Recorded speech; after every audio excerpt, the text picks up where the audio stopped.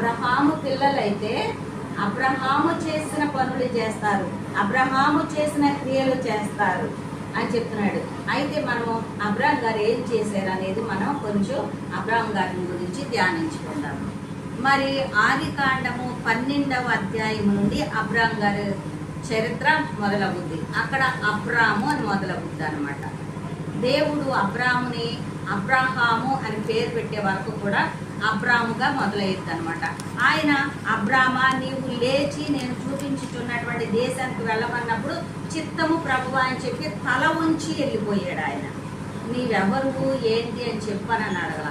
అక్కడ నుండి మొదలైనటువంటి ప్రస్తావనము మరి ఆయన ఎన్నో విధాలుగా 75 సంవత్సరాలు వయసు అప్పటికి 12వ అధ్యాయంలో దేవుడు అబ్రాం గారితో మాట్లాడినప్పుడు ఈ 75 సంవత్సరాల నుండి ఇంకొక ఆగస్టు 25 సంవత్సరాలు అంటే 100 సంవత్సరాలు వచ్చే వరకు కూడా 25 సంవత్సరాలు బిడ్డ ఇస్తానని చెప్పి వాగ్దానం చేసినప్పటికీ కూడా అబ్రహాము గారిని 25 సంవత్సరాలు దేవుడు పరీక్షించాడు, పరిశోధించాడు, పరిశీలించాడు.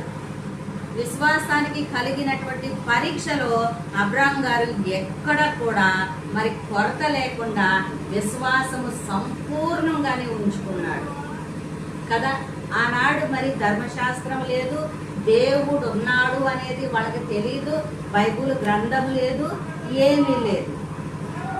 కానీ అబ్రాం గారు ఎంతో విశ్వాసంతో ఆయన్ని పిలిచినటువంటి దేవుడు సర్వశక్తి కలిగిన దేవుడు అని చెప్పని అబ్రాం గారు ఆయన్ని నమ్మి ఆయన చెప్పినటువంటి ప్రాంతాలకి ఒక్క చోట ఉంచట్లా దేవుడు ఆయన్ని గుడారాలు వేసుకుని అక్కడ అక్కడ మరలా అక్కడ కరువు వస్తే ఐగుప్తుకి వెళ్ళిపోతే ఐగుప్తు రాజు సారమ్మని మరి తీసేసుకున్నప్పుడు కూడా మరి ఆయన మరి ప్రార్థించుకున్నప్పుడు ఎక్కడ ప్రార్థన చేశాడంటే అబ్రాం గారు బలిపీఠాలు కడుతూనే ఉన్నాడు.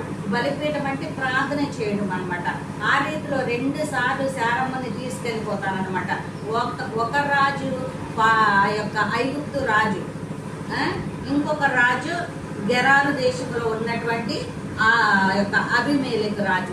ఈ రీతిలో 2 సార్లు తీసుకెళ్ళిపోయినా కానీ దేవుడిని అబ్రాం గారు అస్సలు తిట్టలేదనమాట.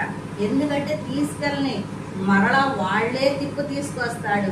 నన్ను పిలిచిన దేవుడు గొప్ప దేవుడు, ఆయన చూస్తున్న దేవుడు. అందుకని మరలా వాళ్ళే పంపించేస్తారు.